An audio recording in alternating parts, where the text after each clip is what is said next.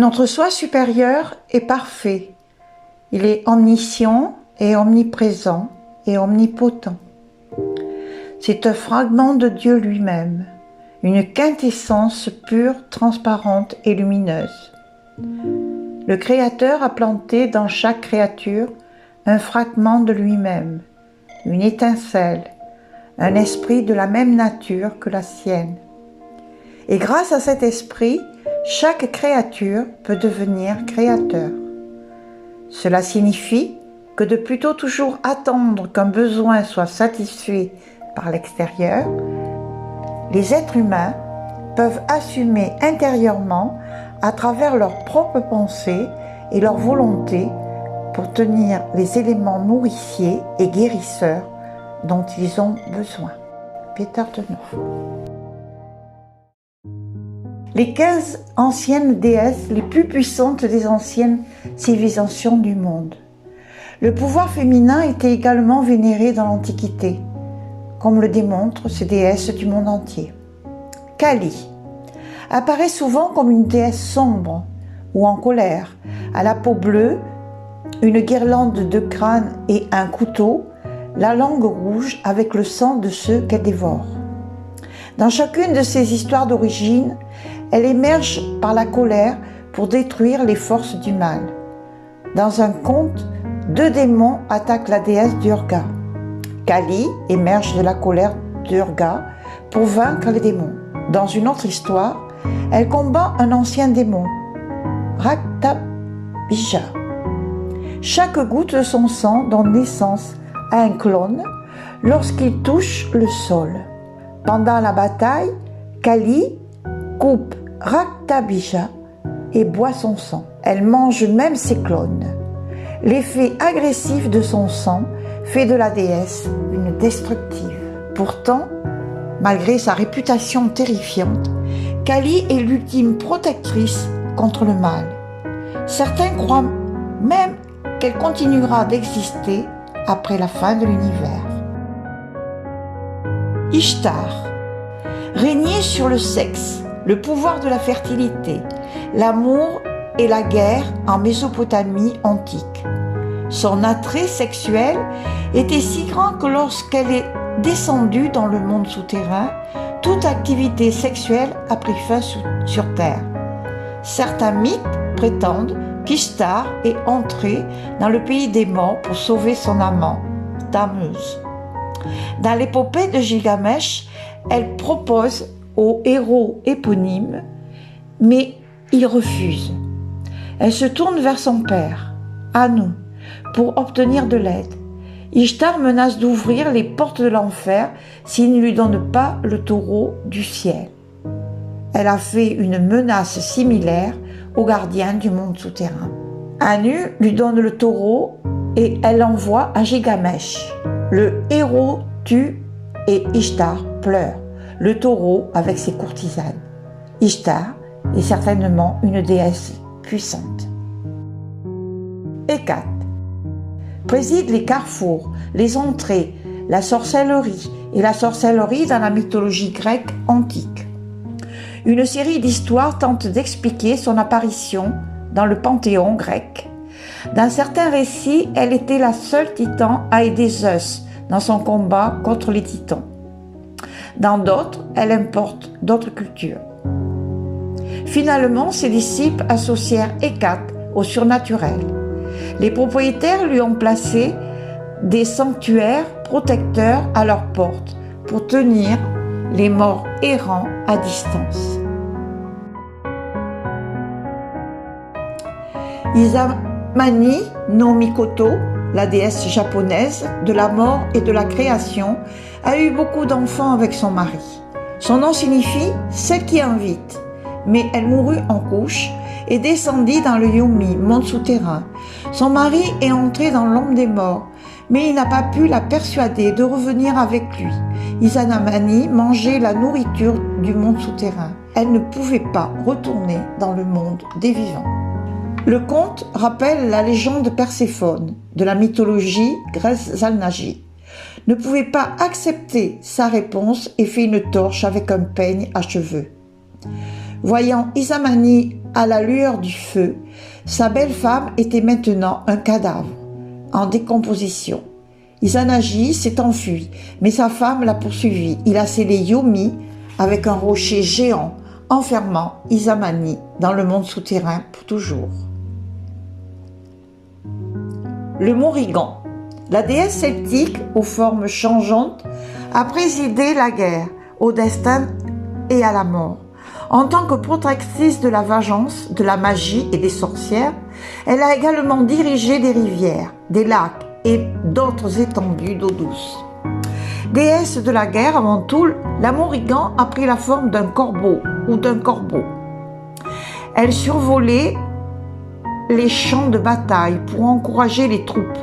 Son nom se traduit par toute une gamme de significations, y compris la reine fantôme ou la reine des démons. Certains chercheurs la comparent aux Valkyries scandinaves, décidant du sort des guerriers au combat.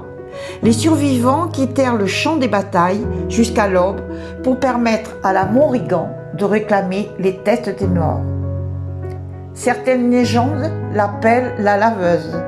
Elle lave les vêtements des hommes qui mourront au combat, choisissant qui vivra et qui mourra.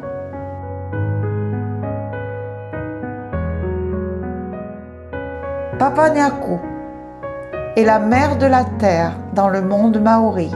Elle représente la terre. Les chaînes de montagne représentent parfois les courbes de son corps. Selon l'histoire de la création, Papaniakou et le Père du ciel, Ranginui, ont eu beaucoup d'enfants, mais l'étreinte de leurs parents les a écrasés. Les dieux ont séparé Papaniakou et Ranginui pour qu'ils puissent voir les étoiles. Différentes Iwi tribus racontent des histoires différentes. Dans certains, les dieux ont fait les humains directement à partir de la terre.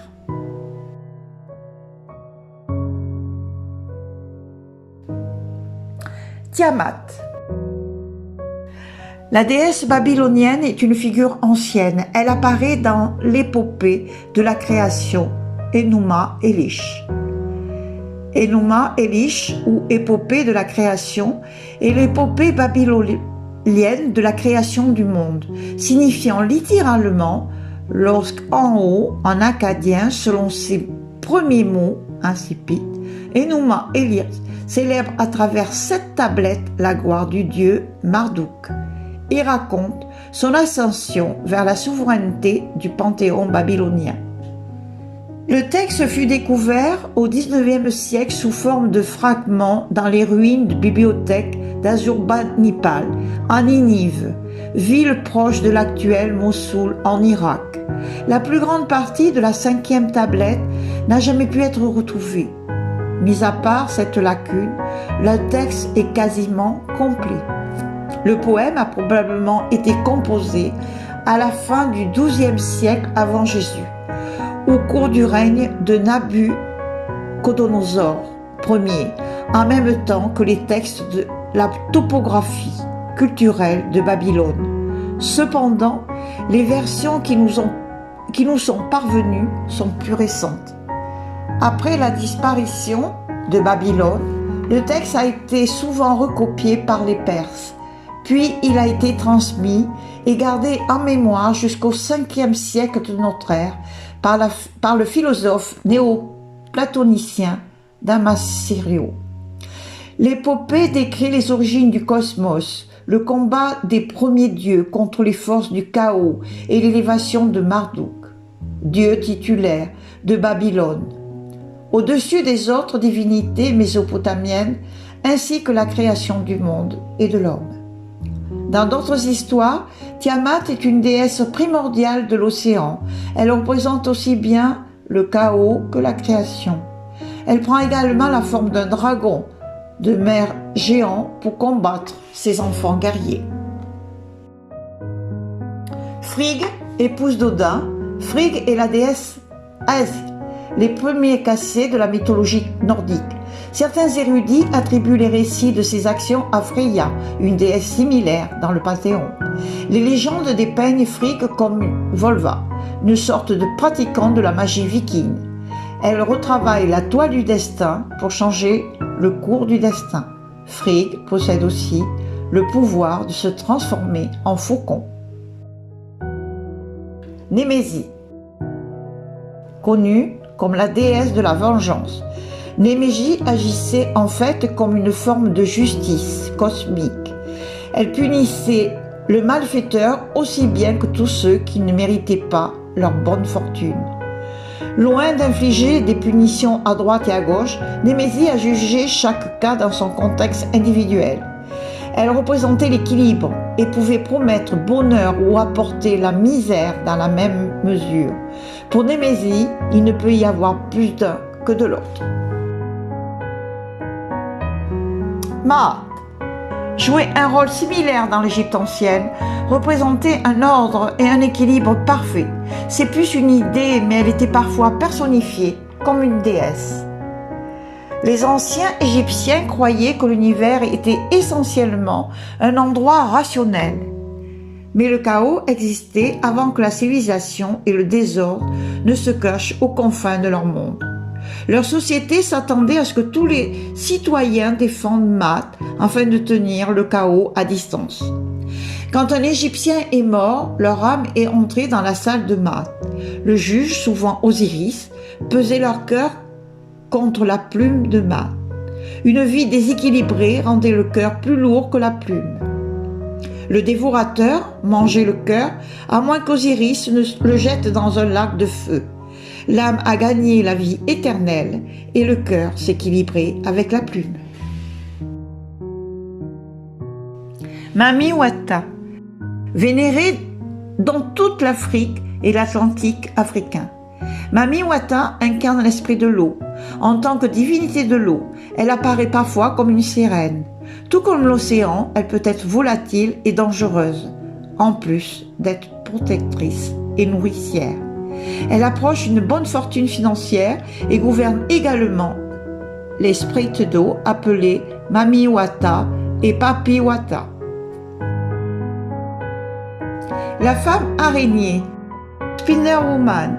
La femme araignée est le nom de plusieurs personnages de fiction féminins successifs évoluant dans l'univers Marvel de la maison d'édition Marvel Cosmic et qui ont donné lieu à plusieurs séries de comics et de dessins animés relatant leur aventure. Spider-Woman est une divinité importante dans la religion Navajo, quand les monstres ont menacé les humains. Elle a envoyé Shieldborn Water, monster solaire, pour retrouver le dieu soleil. Il leur a appris à détruire les monstres. Spider-Woman est installée à Spider Rock en Arizona. Dans une légende, une tribu rivale poursuit un jeune Navajo dans son canyon. Elle laisse tomber une corde de soie dans la vallée et le tire jusqu'à sa maison. Il attend avec Spider-Woman jusqu'à ce que l'ennemi parte, courant à la maison pour dire à sa tribu de son invasion étroite. En tant qu'aide et bienfaiteur de l'humanité, elle a enseigné aux humains à tisser et à cultiver. Elle protège les innocents et se bat pour établir l'équilibre. Minerve est l'équivalent romain d'Athéna. C'est la déesse de la sagesse, de l'art, de l'artisanat. Son père Jupiter a avalé sa mère après une prophétie selon laquelle elle délivrerait un fils qui le détruirait. Plus tard, un terrible mal de tête a frappé Jupiter. Le dieu Vulcain s'est ouvert la tête pour le soulager. Elle a guéri son mal de tête et a également libéré la Minerve entièrement adulte et entièrement blindée. Elle a dit à Persée comment tuer Méduse. La Gorgone a transformé les hommes en pierre s'il a regardé. Minerve conseilla donc à Persée de ne regarder que la réflexion de Méduse. Il a coupé la tête de Méduse et l'a donnée à Minerve. Elle a fini par s'installer sur son bouclier, lui donnant le pouvoir de transformer les gens en pierre. Elle est la fille de Loki et de la géante Angboda. Elle règne sur le royaume des morts dans la mythologie nordique. Elle est vivante à partir de la taille jusqu'en haut et morte à partir de la taille jusqu'en bas. Les contes se dépeignent comme indifférentes aux luttes des dieux. Elle apparaît dans le conte de Baldur. Loki cause sa mort par ruse et le dieu bien-aimé se rend au pays des morts. Hermod, fils d'Odin, se rend aux enfers pour négocier avec elle la libération de Baldur. Elle propose de libérer Baldur si chaque être vivant dans le cosmos pleure pour lui. Loki prend la forme d'une géante et refuse de pleurer. La loi condamne Baldur à rester avec elle. D'ailleurs, pendant le Ragnarok, dans la mythologie nordique, le Ragnarok renvoie à une fin du monde prophétique comprenant une série d'événements dont un hiver de 3 ans sans soleil, suivi d'une grande bataille sur la plaine de Vigrid. Elle dirige une armée de morts à bord d'un navire fait à partir d'ongles de cadavres. Toutes ces déesses étonnantes témoignent de la diversité des croyances humaines. Certains groupes vénèrent encore aujourd'hui une poignée de ces déesses, mais d'autres personnages se sont effacés dans les écrits à mesure que leur civilisation tombait ou évoluait. Sekhmet, une grande statue en marbre de la déesse égyptienne Sekhmet. Cette statue de déesse au visage de lionne est située dans le temple de Medinet Abou sur la rive ouest du Nil à Luxor, Égypte. Sekhmet, la puissante, est une déesse de la mythologie égyptienne. Elle est représentée par une femme à tête de lionne, portant d'abord l'Uranus, puis par la suite le disque solaire. De sa gueule de lionne sortent les vents du désert. Son principal centre de culte se trouvait en Memphis, et la déesse à tête de lion. Mais étrangement, pour une figure aussi destructive, ses prêtres étaient des médecins compétents et les guérisseurs. Il la vénérait comme leur patronne. Mais Sekhmet pourrait aussi être redoutable. Dans sa légende, Ra s'est mis en colère contre l'humanité. Ils ont cessé de suivre ses lois et se sont désintéressés de la justice. Alors, il a envoyé Sekhmet pour les punir. Son déchaînement a décimé l'humanité jusqu'à ce que Ra décide que les choses étaient allées assez loin. Elle n'écoutait pas, tellement consumée par la soif de sang. Donc Ra a mélangé de la bière avec du jus de grenade. Il versa le sang devant elle et Sekhmet s'enivra tellement qu'elle s'endormit rapidement. Sa soif de sang a disparu quand elle s'est réveillée 3 jours plus tard.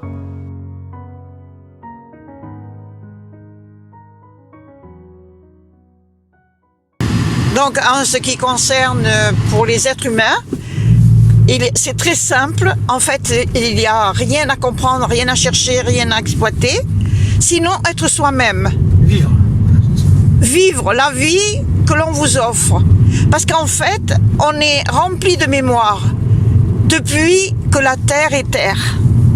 Donc ces mémoires-là, il suffit d'aller les chercher. Donc c'est pas une question de métier, c'est pas une question de consommation, c'est pas une question, c'est une question de qui vous êtes. Contrôler les autres, non? Entrez à l'intérieur de vous. Donc vous pouvez exploiter cette mémoire ou ces mémoires en fonction de qui vous êtes et de ce que vous avez compris et intégré. Donc, soit vous faites le jeu des uns et des autres, soit vous faites le jeu de la source. Si vous faites le jeu de la source, à ce moment-là, vous travaillez dans la divinité. Si vous faites le jeu des uns et des autres, mais vous resterez uniquement dans l'émotionnel. C'est tout. Vous n'irez pas plus loin, vous ne pourrez pas aller au-delà. Tant que vous resterez là-dedans, les autres vous renverront ce que vous êtes. Par exemple, si vous êtes dans un état de victime et vous jouez ce jeu, eh bien vous rencontrez des autres qui vous enverront ce miroir, l'état de victime, juste à temps que vous ayez compris.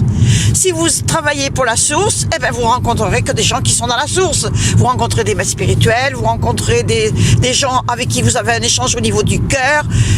C'est des êtres qui auront fait le lien entre le cœur et le cerveau. C'est des gens qui auront